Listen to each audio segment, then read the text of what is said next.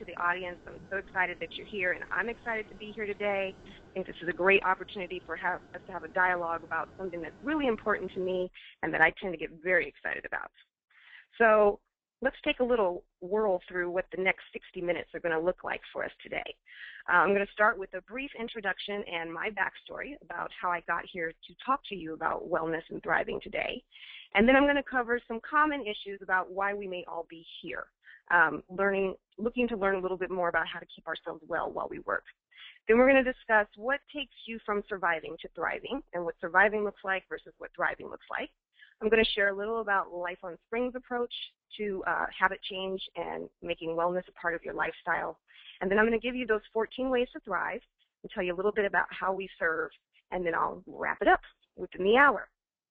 So before I move on, this presentation is going to serve 3 different pockets of people today. This is how I thought about it. Some of you are in your, what I like to call the think-a-thon phase. You are thinking about making some changes.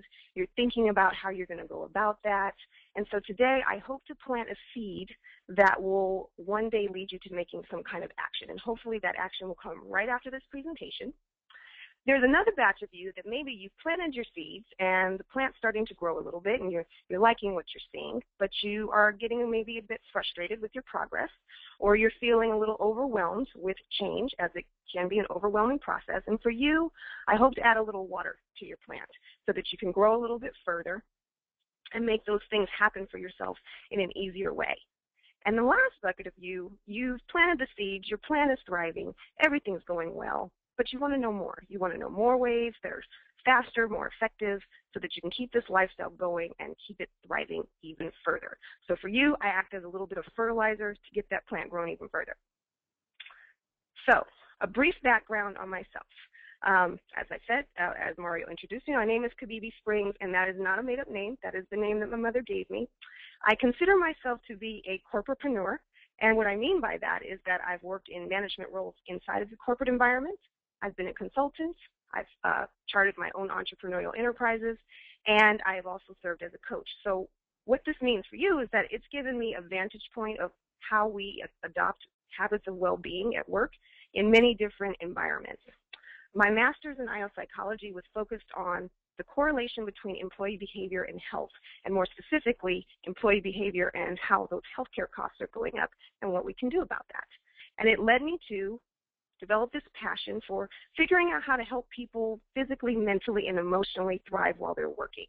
There's a burning question that's always been inside of me of how can ambition and well-being coexist? And maybe that's why you're here today. So I hope to be of assistance. So this is where the problems seem to start for me. Maybe this looks familiar to you. Maybe this is how your days currently go. And for more than the first half of my career, this is what I look like on a regular basis. Now, I'll start by saying I really love working. I love productivity, and I'm a hard worker, and I pride myself on that. I don't think there's anything wrong with that. I'm a very committed multitasker, or at least back in the day I was. I've learned a better way of handling things now. But at the same time, I gave myself very little adequate replenishment for the way that I was driving myself. Fast food and I were really tight.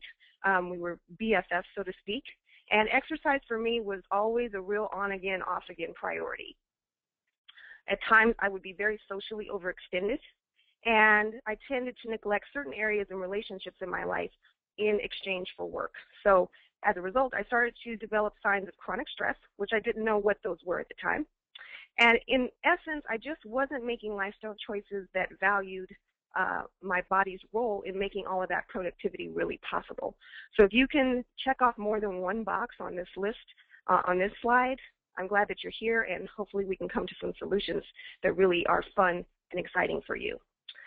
What I learned over those years was that I wasn't the only one experiencing these problems, and in reality, I wasn't experiencing the worst of those problems, and that it could get a whole lot worse than where I was.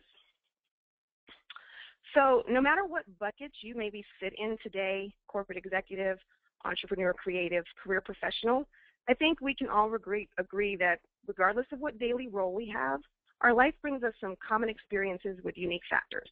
In other words, we're all a lot the same and a little bit different. So when it comes to our health and wellness, I think we can all also agree that there's a few things that do get in the way of taking care of ourselves and maintaining those commitments. Perhaps you have 12-hour plus work days. You're, to my road warriors out there, you're traveling extensively for business. Maybe you're a second shift caretaker at home, or you have a second job. Now, if you're ambitious, you probably are taking extra advancement coursework, and we all know that that doesn't happen on the job time. That's extra time. We have those obligations to our friends and family, and as entrepreneurs especially, but in many professional roles, there's the social obligations of connecting and networking, which often doesn't come with the best dietary intake, and then there's those beverages that we can't seem to turn down. We have a lot of worry and tension that are weighing us down on a daily basis, and sometimes we turn to unproductive coping strategies to deal with that. Regardless of where you sit here, I think we all know that it can seem like an indulgence to take care of ourselves sometimes, and an indulgence that we really can't afford to do, but I think we all know that we really can't afford not to. So if you're surviving versus thriving, maybe this looks very familiar to you as well. And for me, some of those days when I was running myself like the guy on the previous slide, I would feel like I was driving a car on 4 flats. Or there were some days when, conveniently enough, I only had enough energy to get to the next sugar or caffeine break. My misalignment with my health and my lifestyle management eventually started to manifest in some of these things on this screen. Within the first 5 years, I started to develop anxiety attacks. Over the years, I had chronic stress symptoms, pain in the arms, pain in the neck, back, and shoulders. When I looked around me, my peers and some of my family members were also buckling under the stress of certain stress-related illnesses. And then there were those colleagues and friends of mine who were on heavy prescription medications at early ages because of all the pressure. Now, the CDC reports that 75% of our chronic diseases are preventable through simple lifestyle and behavior changes. And while that's true, it doesn't mean that many of us are actually taking those changes. So that's what the world looked like for me 12 years ago. The future didn't look very bright. I was looking around and I was looking for some solutions, some role models, and that sparked my desire to formally learn more about how well-being can coexist with being ambitious and wanting to excel in the workplace. So I want you to ask yourself, are you thriving? Many of you are asking, what does that really mean? So the proper definition of thriving is that when you look at people who thrive, here's what they find. That across industries and job types, the people who fit this description, they do better in many different areas. 10% of them perform better overall, and that's reported by their managers, not self-reported. 25% of them feel that they experience less burnout than their peers. 32% of them say that they are more committed to their organizations, and 46% of them seem to be more satisfied with their job. They miss less work, and they have fewer doctor's visits. So in essence, they're really sitting like this lady in the clouds and having a good time getting their work done. So what does thriving look like? Well, the World Health Organization defines wellness as an active process of becoming aware and making choices toward a healthy and fulfilling life. So it's that state of being where you have complete physical, mental, and social well-being, and it's not just about the absence of disease or infirmity. So if you're looking to feel more focused, creative, energized, resourceful, peaceful, productive, and really on point and on your game, wellness is what powers your thriving and keeps you going towards that zone. Now, over the years, my personal transformation from surviving to thriving, it was very slow and steady. It took about 7 years. And before you click the off button because you don't want to invest that much time, I will say that it's worth it. I benefited from a lot of advice from my social circle. I had to make some investments in a nutritionist. I made an investment in a transformational coach at one point, and I did a lot of learning and observing by helping other people to adopt change to find out what works. And at the end of the day, what I realized is that there's a lot of answers on the table, so many that it can become extremely overwhelming. So finding your way sometimes needs the assistance of a guide, and that's what my role is here today, to help you be a guide, to discover some ways to help you approach the maintenance of your well-being in a different way. Now, at Life on Springs, we approach wellness from 7 different areas. The first one is your physical health. Then we address your mental and emotional health, all of those things that have to do with managing your stress. And then there's your relationship health, We all can agree that our relationships can either help us feel really great or sometimes very not so great. When it comes to our work health and how we manage our energy and sustain ourselves at work, then there's our financial health, which can be quite a pressure on us if things are not in order. There's our spiritual health, which helps sustain our feelings of hope and our ability to move forward in a positive manner in life. And then there's the environmental health, which is both our macro environment in the world and the micro environment around us. So today, we're going to look at some ways to help you thrive by putting tiny little things together that will help make this journey a little easier. I think you can all agree that ideally, the journey of our life is going to be a really long one. That's what we're hoping for. So no matter where you are today, now is the time to start making some tiny deposits on your well-being. So before we get into those ways, let me clarify what I mean by a way. A way is an action. It could be a shift in your thinking. It could be a skill or a strategy that you pick up, or it could be a commitment to a behavior change. Another way is finding a ritual that's creative and enjoyable that fits into your lifestyle. So today we're here to discover some ways. And no matter what the way, I promise that they're all going to be easy. And by easy, I mean easy, effective, sustainable, enjoyable action. So this is all about moving you forward. And there's tons of research out there that lets you know clearly that small repetition of actions really are what leads to long-term habit change. Additionally, we feel that when you make it enjoyable, it's something that you won't resist engaging in. So I want you to think about, how do you leverage your lightness against your heavy? Think about those moments when you were feeling very down and you use something light to lift you up. So this is what we're talking about when it comes to wellness activity. My interest today is in piquing your interest in taking one action in one area of your wellness that needs your attention. That's my only goal. And if I can incite that desire in you to commit to do that one thing for 30 days, I know that you're going to be on your way. So let's start with the first area, physical health and nutrition. So first, a confession. Before we go into this area, which can be very controversial, I will make a confession about my past behavior with physical thriving. As I said, I have not been completely committed to exercise all of my life. We've had an on-again, off-again relationship. But over the years, I've dabbled in some running. I've really hated cardio bar. I've fallen in love with yoga, and I've settled down with spinning as my favorite cardio ditch. When it comes to my diet, it's important for you to know that I grew up on Trix, Twinkies, Kraft macaroni and cheese in the box. I have probably ingested enough Top Ramen, Coca-Cola, and Doritos to keep them all in business. And at this point, you're probably saying, well, why am I listening to this woman? How can she possibly have anything to share with me? But I will say that over the last 7 years, I turned from that to becoming a green smoothie loving, Bikram yoga going, real food loving woman. And that didn't come as an initial goal. This came by making small incremental changes along the way. And before I knew it, I had started to adopt some things that would have never been in my repertoire from the beginning.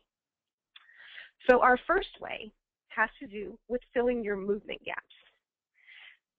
I want you to think about, in addition to your exercise, how often are you walking and standing and stretching in a day? For most of us, it's not enough. So there is a terminology called prolonged occupational sitting time, known as POST. And that means that if you're sitting for 3 or more hours of your day, which most of us are because we're working from a computer, this sedentary activity is taking quite a toll on our health. It's been linked to premature mortality, some of our chronic diseases like cardiovascular disease, diabetes, and cancer. It has a great influence on our metabolic syndrome and obesity. And when they've done case studies, such as the one that I found on the CDC website, which was called Take a Stand, what they did was intervene people's working hours every 2 to 3 hours with an alarm clock that forced them to get up and walk around, get up and deliver the mail, stand at your desk, take a stretch. And they noticed that over a 7-week period, they were able to reduce sitting time by 66 minutes per day. They reduced upper back and neck pain by 54%. And they found improved mood states in most of the people who went through this program. Now, what's even more interesting is that once they removed this device, all of the improvements that had happened were negated within 2 weeks. So that's very interesting, and it's something that's so controllable and so easy access for all of us. Put a timer on your computer. Make sure that you're forcing yourself to move every 2 to 3 hours. Deliver those email messages in person. Stand while you're taking your phone calls. And when it comes to doing errands around the office or around your neighborhood, make it a walking errand instead of getting in your car. So for myself personally, I put a mandate around a 2-mile zone around where I live and work. If it's within 2 miles, I have to walk there. The other thing has to do with stretching. So our sitting activity actually shortens the front muscles of our body, which some of you may be aware of it, most of us are not. So stretching in the opposite direction, dolphin pose, putting your hands out and just stretching the chest open is very beneficial to our health in the long term. So I found this desk yoga link from the Huffington Post that I thought was very cute. One, because it was desk yoga that wouldn't look really strange to your coworkers if you do work in an office with other people, but also something very simple that it just allows you to stand, move around a little bit. The second thing is eating for performance, and I'm talking about sustainable meals. And when it comes to work and health, sustainable to me means convenient and nutritious. So we seek convenience first, which accounts for why we tend to drive through the drive-through, because that's the easiest thing we might do on the way out or during lunch or on the way home. But it's important that we look at our food from a nutrient perspective as well. And so most of us are running around a little bit undernourished in our life, and it's important to get that under control. One of the best things I've found recently is to freeze my smoothies and do them in a batch cooking mode. So once a week, I recommend doing some batch cooking. Cook up a bunch of things that can serve as your fast food for the week. This free Kindle smoothie book has been instrumental in me being able to try a bunch of different things.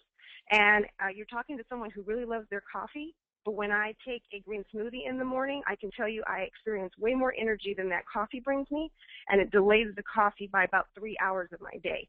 So I can use the coffee for a point in the day when my energy is starting to dip. When it comes to making your own fast food, you also have quality control over the ingredients, which is really important. So you can make your own breakfast burritos, you can make your own breakfast sandwiches, you can freeze those, thaw them out the night before, and you'll be ready to go just as fast and probably faster than driving to the drive-thru.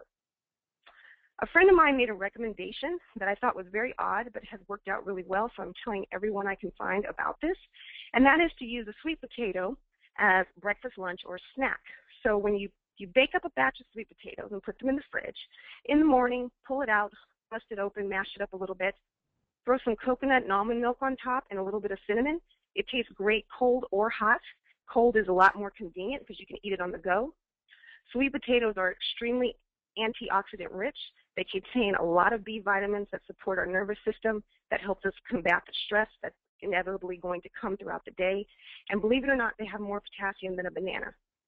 They're a huge source of vitamin A, which supports our healthy vision. So if we're staring at the screen all day, that's really important for us.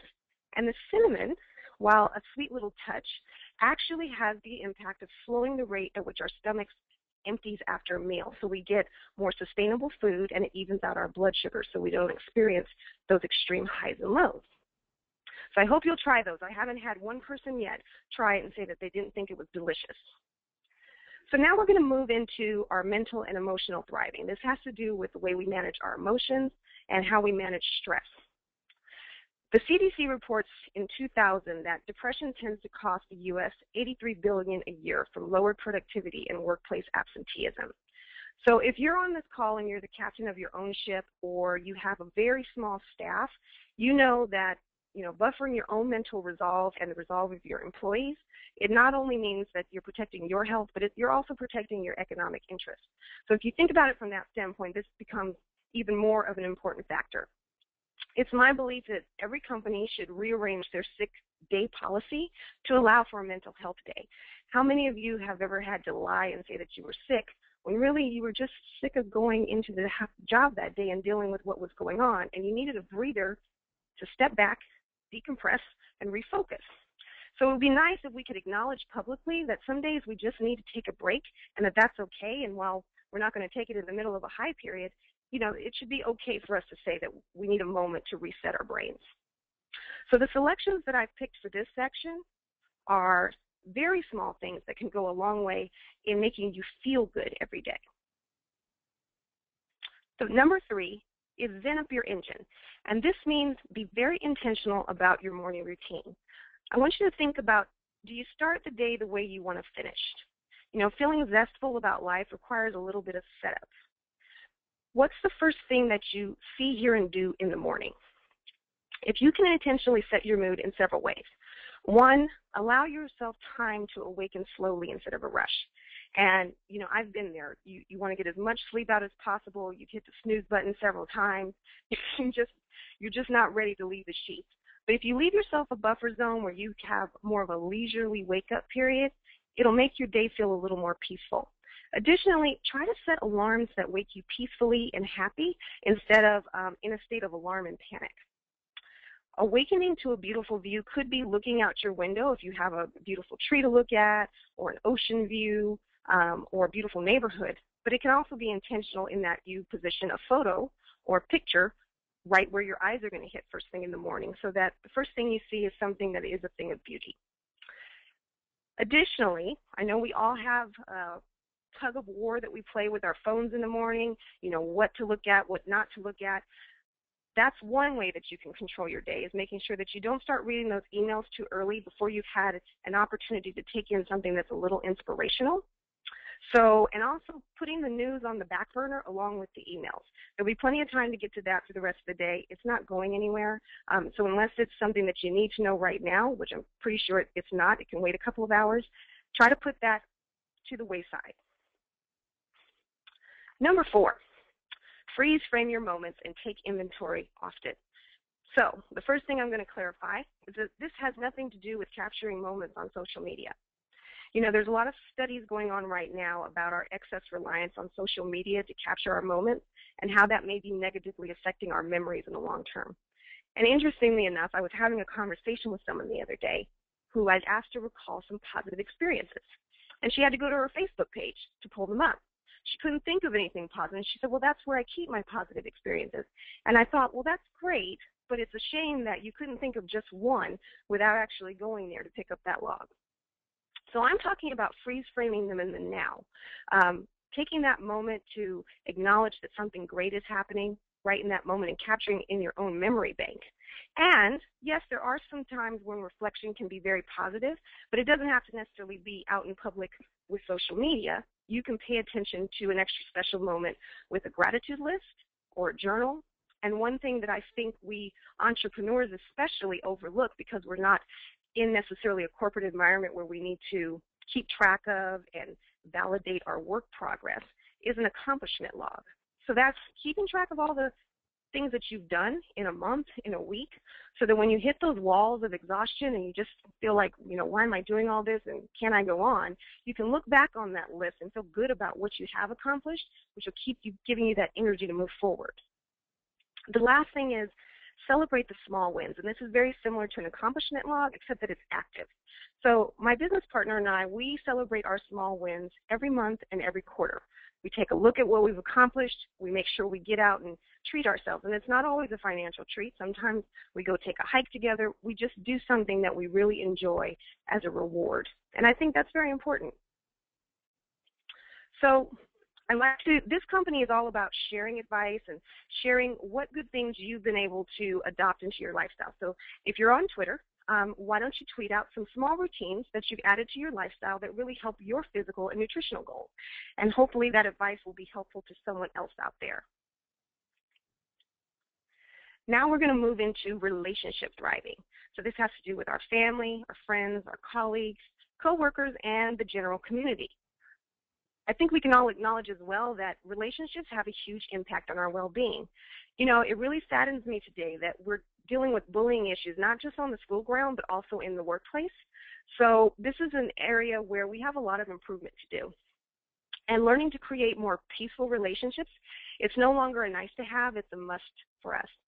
There was a recent Carnegie Mellon University study that was released about negative social interactions and how they can increase the risk of hypertension in older adults. And it turned out in that particular study that women are actually more affected by this than men. So if you think that, you know, you like to have a little drama in your life, just remember that that drama may be costing you in other areas. So number 5 is commit thoughtful convo. Listen before you talk. For many of us, this is a challenge. We all love to talk about things, but we very little like to actually sit and listen. And I find this has helped me have the most peaceful relationships to take a stance of non-judgment. Now, we're all judgers. Let's just own up to that fact so that we can get beyond it. You know, we're judging the shoes that someone wears. We're judging the way their hair looks. That's one of our social cues, is to judge and make some quick snap decisions about who someone is. But the next conversation you have, try checking your judgments at the door. And whatever it is that that person has to say to you, let them get it out and put yourself in their shoes and aim to understand where they're coming from. And then, no matter what they say, just accept it as their truth, because it is. It's their truth. And that will allow you to move towards to some mutual solutions or to get on with the conversation, whatever that may be. And it's important to also remember that appreciation is optional. We don't have to always appreciate what's been said to us, but we do have to accept it and respect it. A great book from that I would love to refer to you if this is a challenge area for you or you want to know more about how listening can improve your communication is Just Listen by my mentor, Dr. Mark Goulston. He's a brilliant man and he's got great advice, and everyone I've recommended this book to has really loved it and it's helped them tremendously. So now, number 6 has to do with practice actions of attraction, or be who you want to know. In this age of networking, we forget that we need to sometimes focus on quality time. And that's both in our networking arena as well as with our family and friends. So sometimes our family and friends get put on the back burner because, you know, familiarity tends to breed contempt or just laziness in many ways. Schedule time that creates memories so that you have those moments to look back on with people that are really special in your life. And additionally, when you get invited to places by friends and family, honor those invitations with your presence. And don't always be so quick to say, I have to work, or to put work ahead of those invitations. Because what's going to happen is that eventually, over time, they're going to stop coming. I talk to people every day who are like, you know, well, I'm just too busy to indulge in my relationships, and I get lots of invitations, and I just don't show up. And I say, hey, you're going to be very sad when one day your mailbox is empty, your evites don't come anymore, because people get tired of not being acknowledged for the invitations that they extend to you. Now, when it comes to our colleagues in networking, it's really important, especially in networking, that you should be aiming to make someone feel like they're the only person in the room, even if it's for only 5 minutes. We can be so distracted sometimes about trying to get to the next person, trying to get through our script and our pitch, and making sure that we meet the right people in the room, that we give very little focused attention to the person who's right in front of us. And I think we've all been on the receiving end of what that feels like when someone's talking to you, but they're not looking at you. They're talking to you, or they say they're listening, but they're looking and fiddling with their phone. So really focus on, you know, being in that moment with that person. Someone gave me a really great quote that was from Mary Kay Ash of Mary Kay Company. And she said, imagine that everyone has an invisible sign around their neck that says, make me feel important. We all like to feel important, so if you can put that out there, I guarantee you'll get more of it back. Also, when you are networking, focus on giving instead of getting. That's, you know, a really good way to take the pressure off of the evening to make the networking a lot more fun. You just never know what you have to give to somebody in the room. The next area we're going to go into, I actually have decided to give you guys a bonus because this is very important to me, and it's one of those things that we tend to really overlook. So work thriving has to do with the way that we balance our energy. And one of the ways that we best balance our energy that we tend to throw to the wayside, and maybe that's not you, it's certainly not me, but there are enough statistics out there to say that there's enough of us that are just neglecting our vacation time. We Americans seem to have a real contentious relationship with downtime, vacation, and rest. So I had a great video that I wanted to show you here today, but it didn't really come across very well. So I took the gist of it, and it was from a MSNBC segment on our relationship with vacation in America. So while you're looking at this slide, I want you to think about one thing. When we talk about vacation, notice that vacation usually comes up in context with productivity, which is really kind of counterproductive. It is a result of taking time off, but it's really counterproductive to measure it against productivity. So do you justify your time away from work as a productivity measure? How many excuses on this list can you align with for not taking time off? Now, If you own your own enterprise and you are a solopreneur, time off is a luxury that sometimes you feel like you can't afford, but you really need to afford it because it's going to give you all that creative juice to keep your business going. And even if it's a week, half a week, a couple of days, or a weekend, you should be building that into your schedule, because if you don't make time for it now, you're never going to make time for it as your business grows. So just remember that you're establishing the culture of the company that you want to have, and if this is an important factor for you, you need to be the one leading that charge. I also want you to think about, do you value your well-being as a contributing factor to the quality of your work? Because it is. If you're sleepy, you're giving less of you than you possibly could. If you're tired and cranky and you don't feel well, you're also giving less of you than you could to your work. So if you want to give all of you to your work and your ventures and your enterprises, this is one of the most important things that you can do. And that's because most of our jobs do require some creativity these days. So number 7 is, remember your ABCs. Always be creating. Seek inspiration on a regular basis. I want you to think about, how do you spark creativity for yourself? Sleep is a great way of sparking creativity. Our dreams open up a gateway to some creative thoughts that we couldn't imagine consciously thinking about them. How often do you let curiosity take you away? Do you go the path untraveled every now and then? Now, I learned this in a very scary way. One day, I found myself driving home from work, and I realized that I was at a light and that I'd fallen asleep. And I didn't know what had happened in the last 5 to 10 minutes and how I'd gotten there. So I realized that I was a little bit too much on autopilot, so it was a lack of rest and also taking the same path every day that had basically allowed me to drive without even thinking. And I don't think that's a really good thing to do while you're operating a moving vehicle. So I started taking different routes to work, which allowed me to see different things. It made my mind sharp and made sure that I was paying attention to the road. Additionally, I want you to think about your creative diet.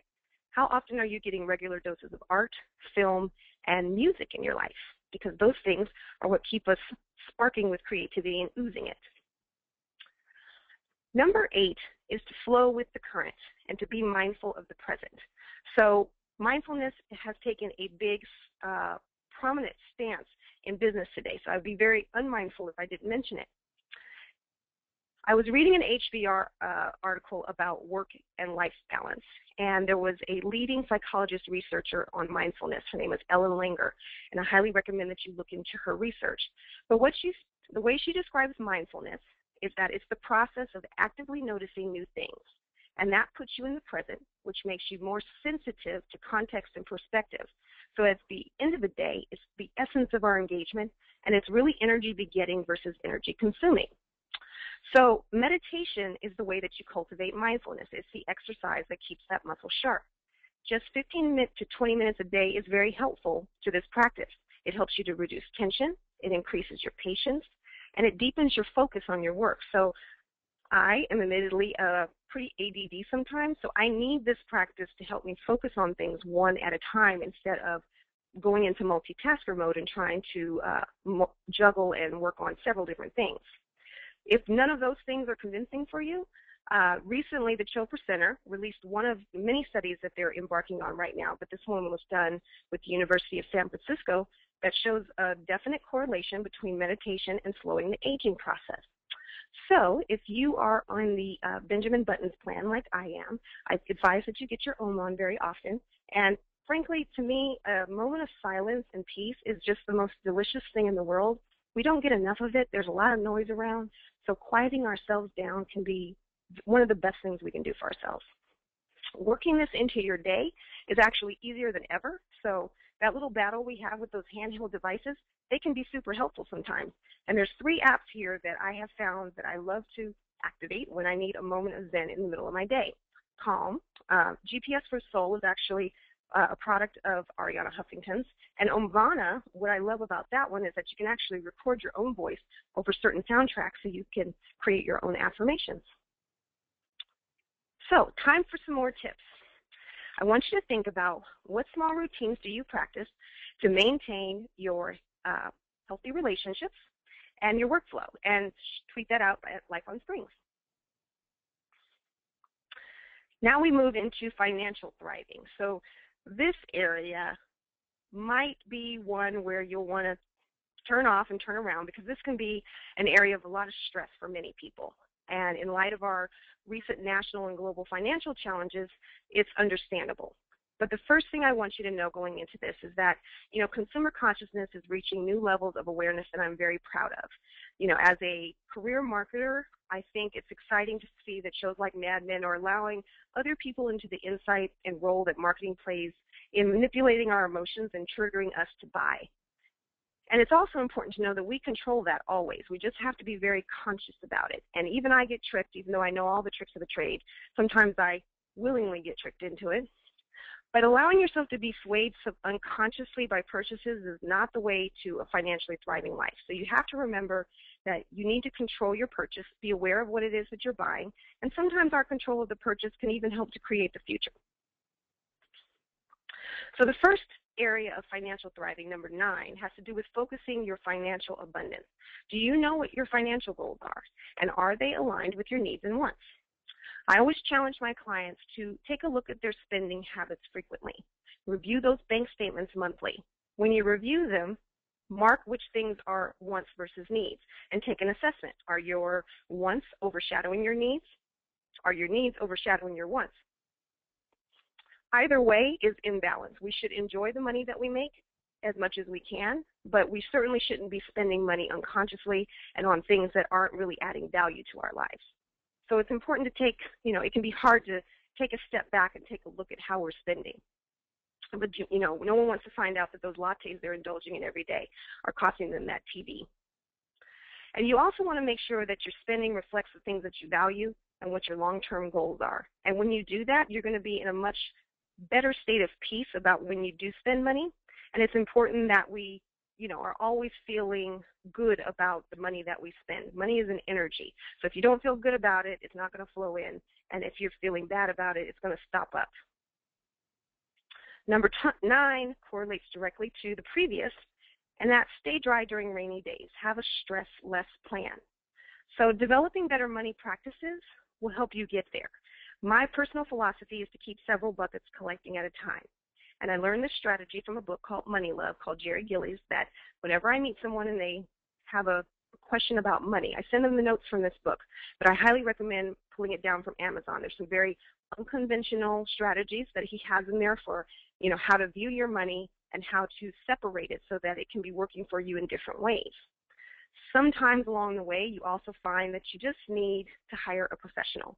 I have a friend out in Chicago, Ellen Rogan. She calls herself an abundance activist, and she's very good at helping people to get great with money. So if this is something that you need to work on, I highly advise that you seek the help that you need or start making those small steps. The reality is that money comes and goes. So the more you can get used to that, the less you're going to freak out when it's low, and the more you're going to appreciate it when it's high. But if you can't get good with money when it's low, don't fool yourself into thinking that you're going to become a whiz at it once it starts to flow again. You need to develop that discipline and that practice from right where you are, wherever that is. The next area we're going to cover has to do with spiritual thriving. So this is about our spiritual nourishment, how we encourage ourselves, and how we tap into our purpose in life. So I want you to think about how you feed yourself with information and experiences that sustain your patience, your resilience, and your longevity in life. There was a recent study done by Dan Buettner, who is the head of the Blue Zones Project, which is a wellness project that reaches out into communities and helps to reinvent the way people approach wellness every day in their lives with their local communities and businesses and political leaders. So in this study, they found that this particular religion they studied were Seventh-day Adventists, and they found that their habits around their religious practice support the fact that they tend to live 10 years longer than the average American life expectancy of 79. And this lies in their social network and the supportive behaviors such as observing their Sabbath and the foods that they eat. So if you separate the habits from the religious doctrine, you have a blueprint for wellness. So our habits support our belief system, but they also support the belief system and they keep us healthy. So the first thing under spiritual thriving, number 11, is to designate some downtime. This dog seems to have it under control, so that's why I picked him. Create a disconnect day. I know some of you are cringing right now, and I empathize with you because I've been there, and so I'm only going to share with you how I finally got to the point where I could adopt this with some sense of mind that I was doing something really good for myself. If you desire to feel less rushed and peaceful, you've got to create the space for that in your life. So I highly recommend creating your own replenishment zone and adopting a full day of rest. I know you don't want to do it, but try. The reason is it's going to make you so much more productive for the rest of the days that you work that you're not even going to believe it. What do I mean by a full day of rest? One, limit your technology. Turn the phone off of unnecessary channels. You don't need access to your work email on that day. You can have access to family and friends, and I advise that you favor time with family and friends because that's a great time to get in some real connection. No chores or errands. It can be very tempting to try to, on my day of rest, I'm going to fit in some chores. That's not rest. That's more work. So that can be done on your sixth day. Indulge in pleasurable, self-supporting things. Whatever that is for you, how often have you indulged in your favorite hobby or activity recently? Listening to music, looking at picture books that you may have bought, reading a novel that's not for work. And I can only say these things because these are the challenges that I've had. I have lots of things that are for my pleasure, but they sit around and collect dust, and I don't ever invest time in actually using them for what I intended when I bought them, which was to make me happy and to kind of reset my mind. So a day that's focused on filling up your tank is a good thing. And I used a lot of Sabbath research, what the benefits are to create my rest replenishment zone. And yes, it did feel very strange at first. You feel guilty. You feel like you should be doing something. And that's the problem. We shouldn't feel like every minute of the day needs to be filled with doing something. And when you feel that way, I'll recommend this. Quickly take out a sheet of paper. I want you to write down how many hours you worked that week. And then I want you to put the number 7, which is 7 hours that you're going to spend in your replenishment zone against that. And I think you'll easily see that you can afford to take a little bit of rest and a little bit of delicious time for yourself. All right. Number 12. Number 12 is some low-hanging fruit that we tend to overlook sometimes. So maybe you're out there, first of all, it's be aware of your airplay, which means to check your subconscious programming.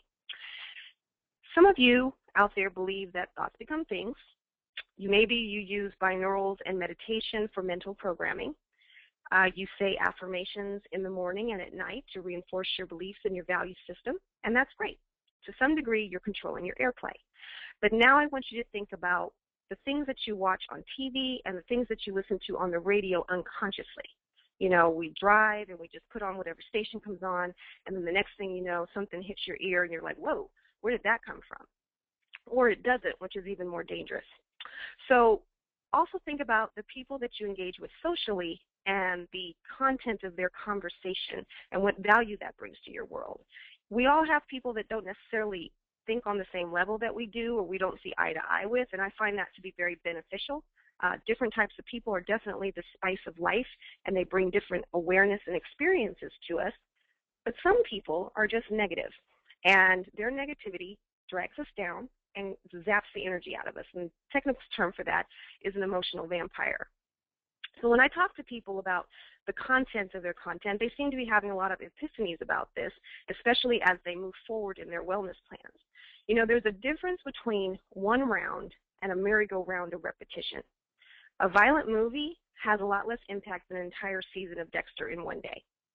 An entire season of Dexter in one day, right before you go to bed, is an entirely different level of detrimental to your sleep. It could cause you some sleep disruption. It may be planting seeds of fear, and it might feed your insecurities.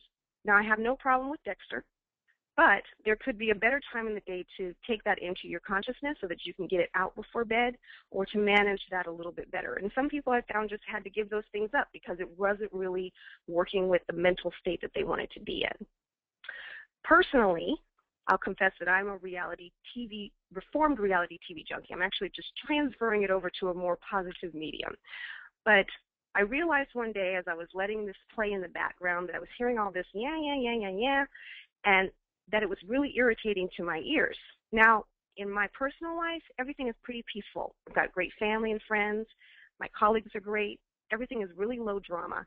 And it dawned on me that with all of that goodness, I was subconsciously programming my mind with all these storylines about negativity, and I was getting addicted to their drama, which wasn't even mine.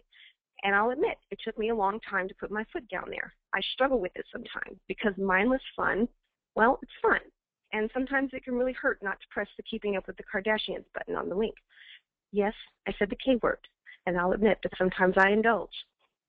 So I want you to think about, in what ways are you undermining your intentional mental programming with mindless programming? Watch what your content is on TV. Pay more attention to the conversations you're having with coworkers and friends and family members, and if they tend to steer negative, do your best to steer them back towards the positive.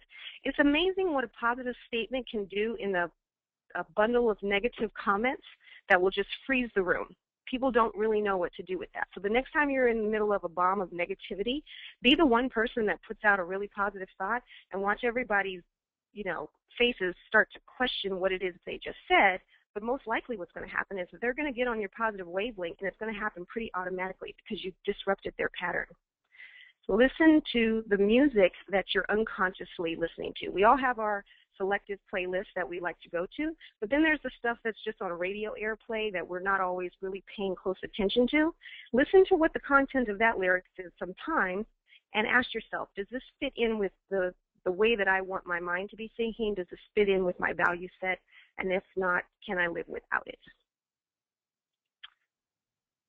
Now, we're coming into the home stretch, so I hope that you're hanging in there with me. We're going into the last area of wellness, which is environmental thriving. And this focuses on the micro and the macro environment in your lifestyle. Our macro environment addresses how you contribute to our larger environmental challenges. And your microenvironment addresses how you control the environment around you, on you, and the things that go in your body. So number 13 is to commune with nature. Be aware of your toxic exposure. Now, this area can really turn into a mosh pit of information. And it's the one area that I say, take it as slow as you can, because once you start changing one thing, you're going to become addicted to wanting to make the next change. And that's where it can get a little bit overwhelming. So this is, an area where you should start really small, pick one small change, both in your macro environment and your micro environment that you've been thinking about for a while, that you want to make a difference on, and make some action there.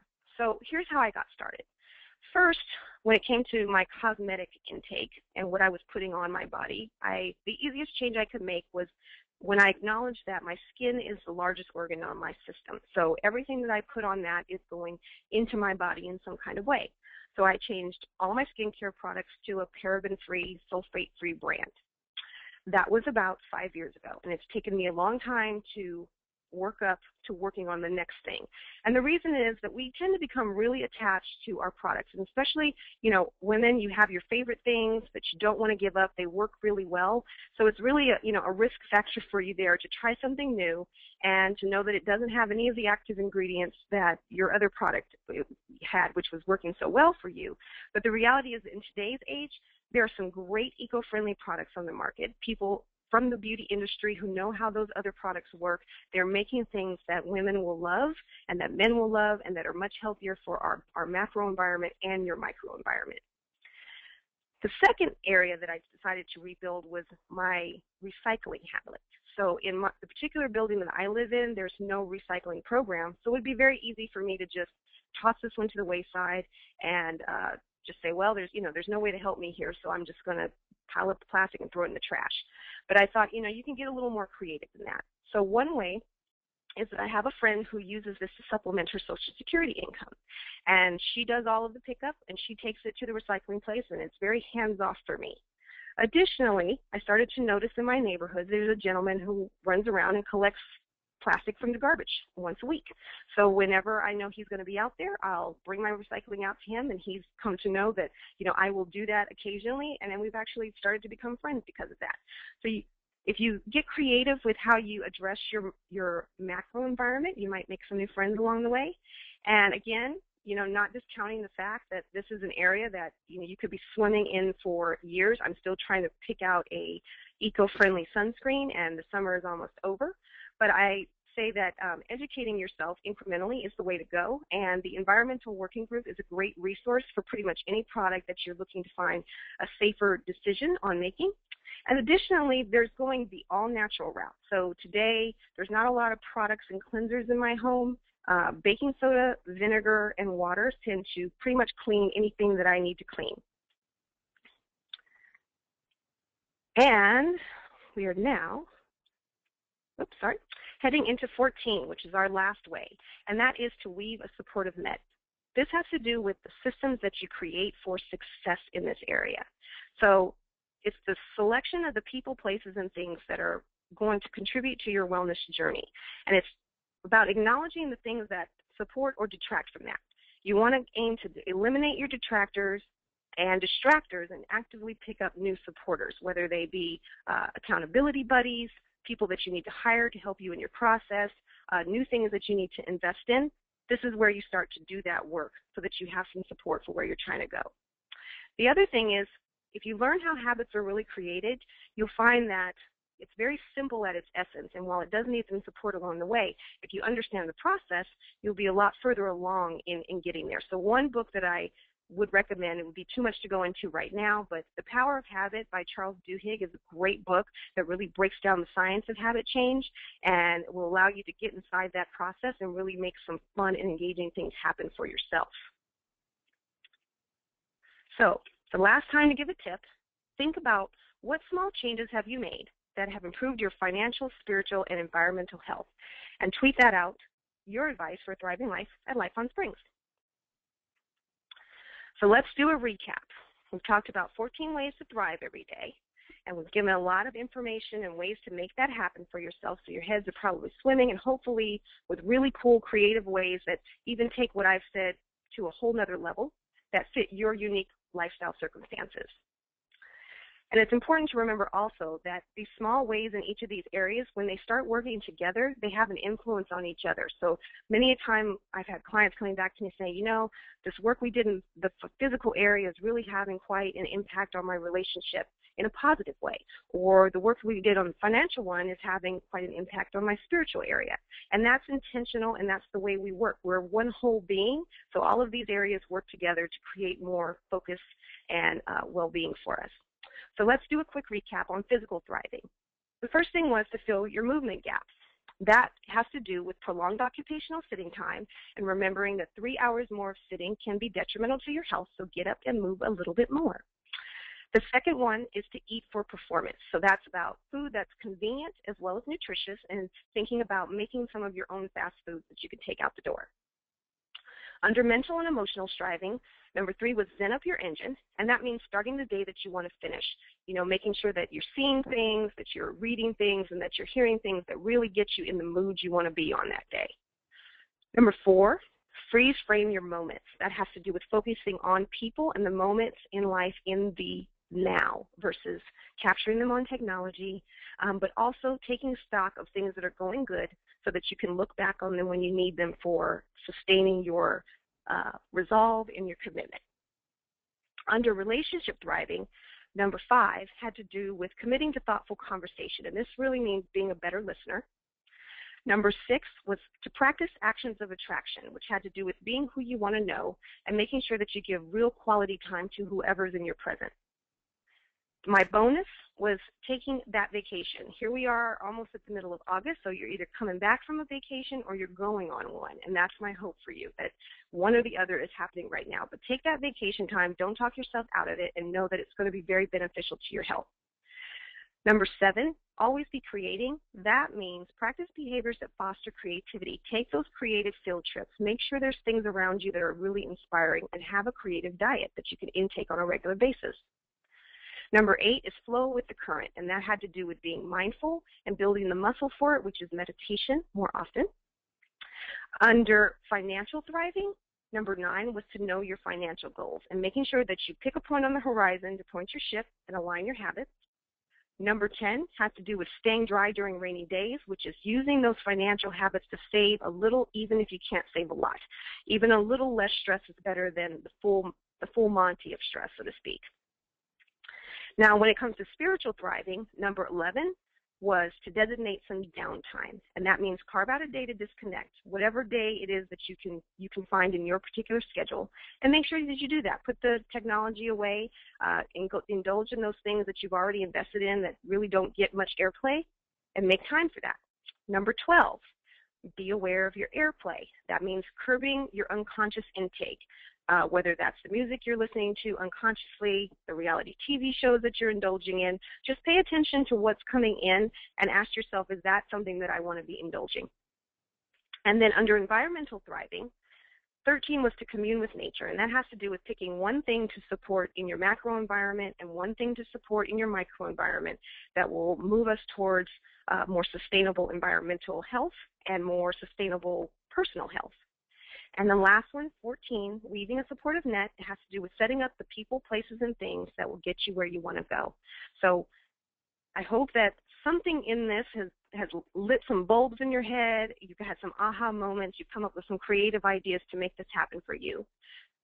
At the end of the day, Life on Springs is about helping you to make your health a priority before your priority needs to become your health. So we're about sticking with you, helping you brainstorm those habit changes, sticking with you so that they can stick, and remembering that emotional relief tends to occur before physical results happen. So, engaging you in your course and encouraging you along the path of wellness, helping to bring that information to you that you need, that's how we give advice for a thriving life.